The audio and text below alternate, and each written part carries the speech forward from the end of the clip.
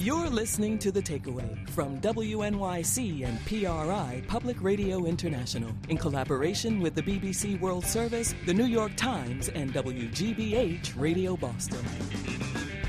Well, I guess when the State Department needs one, they get a do-over. Later, about 2 weeks from now, the State Department will again draw winners from among millions of entries for one of the world's most valuable lotteries. It's the Diversity Visa program. The prize, if you win the lottery, is a working visa, a green card that lets you work in the United States. The lottery has gotten new attention because a computer glitch invalidated the earlier drawing from May, where the State Department awarded 22,000 visas and then had to retract them. Monday, we spoke with Jalal Al-Amir, a 30-year-old middle school English teacher from Morocco who was one of those 22,000 winners whose ticket was invalidated. And that got a lot of discussion from our listeners. Suresh in Nepal posts, "We are real people, not only a case number and letter. There is our dream, which is stolen, and we are searching for lost human rights." And Olivier from D.C. writes at our website, "It's not too late. The Department of State can save face by allowing the 22,000 winners to proceed with their visa applications." So that's a discussion about the lottery and the screw-up of the State Department just recently. But the question for Republican Congressman Bob Goodlatte, who represents Virginia's 6th District, is whether or not we should have the lottery at all. Good morning, sir. Good morning, Celeste. Your answer is no, we should not have this lottery. Why? Yes, and that's the answer of the entire House of Representatives, which has twice passed my legislation to eliminate the program. It hasn't been taken up in the Senate, but both a Republican Congress and a Democratic Congress have done it. The legislation is very bipartisan. It should be eliminated for a lot of reasons. First and foremost, we have 14 million Americans looking for work, and this program gives a visa not based upon a green card, not based upon having family ties that need to be reunified, not based upon having job skills that are needed in the United States, not even based upon having a high level of education, but just based on pure luck. We already have the most diverse immigration policy in the world. I practiced immigration law prior to my becoming a member of Congress. And in Roanoke, Virginia, a small city in southwest Virginia, I represented people from more than 70 countries who were going through the process of legally qualifying for visas prior to the time that this program was even created. The State Department has identified it as a security risk because terrorist organizations could submit names of people who don't have records. They may be right out of the madrasas in the Middle East.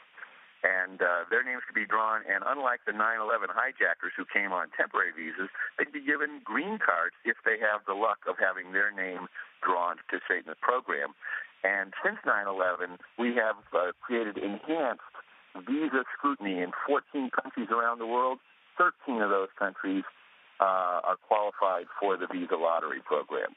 Although when they win the lottery, they still have to go through the entire application process. You know, the original intent of the lottery was trying to get immigrants. It's a diversity visa. It's trying to get immigrants from the regions where we don't get very many green card holders. Actually, we get people from countries all over the world. As I said before, this program even created in a small city that I represent and live in. I represented people from more than 70 countries around the world.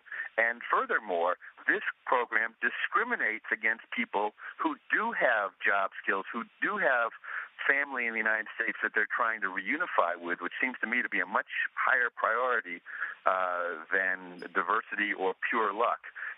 And by that I mean countries like Mexico, Canada, the United Kingdom, India, the Philippines, China, where they have higher demand to come here and are on long waiting lists, sometimes many, many years long. They sit in those lines trying to legally comply with the law, and they are bypassed by people who simply have their name drawn by pure luck out of a computer. Right, but the reason for that, we're speaking with Republican Congressman Bob Goodlatte of Virginia, the reason they do that is exactly for the purpose of the program, which is to achieve diversity. We already have a huge number of immigrants from the UK. If you're born in a place that sent more than 50,000 immigrants to the U.S. over the past 5 years, that you aren't eligible for the lottery anymore. That was the purpose, was to try and get people from countries that don't send a lot of immigrants to the U.S. So you're Correct, saying that but there's no national interest in doing that. There's no job skill on the part of the person coming here. There's no family reunification of somebody who's waiting a long time. You know, if you're a permanent resident, you have a green card in the United States, and your wife is in India, you have to wait years to get that individual here. And while you're doing that, you watch somebody from some other country have their name just drawn out of a computer by pure luck, and they get to come to the United States ahead of you. I would think that somebody who has a job skill, or somebody that's needed in the country, there was a shortage, or somebody who has a family here already would be a higher priority than this program. So you think that those whose job skills are needed, or who have family here, you think they're not getting green cards? They're getting green cards after they wait years on waiting lists because of the fact that we have quotas for countries, and we should, but those quotas mean that they're on long waiting lists. What I'm saying is this program is not necessary. We already have great diversity in immigration in the United States, more than any other country in the world, and we have 14 million American citizens and lawful permanent residents looking for jobs, and we're yet giving 50,000 green cards for more people to come in and look for jobs when they're not needed in this country. Well, do you think then that the green card system that we have, it works as effectively as it could, that it's fine as it is, unedited, unimproved? Well, this is an improvement right here. Eliminate a program that admits people to the country, gives them green cards for no good reason. Okay, so you feel as though the lottery is giving green cards to people who are not valuable to the United States as workers? That's correct. Absolutely. There is very little requirement of any showing of any educational requirement, and no requirement of showing of any particular job skill to get these green cards. Although, I mean, to be fair, many people get green cards because of their family connections who also don't have any job skills or higher education.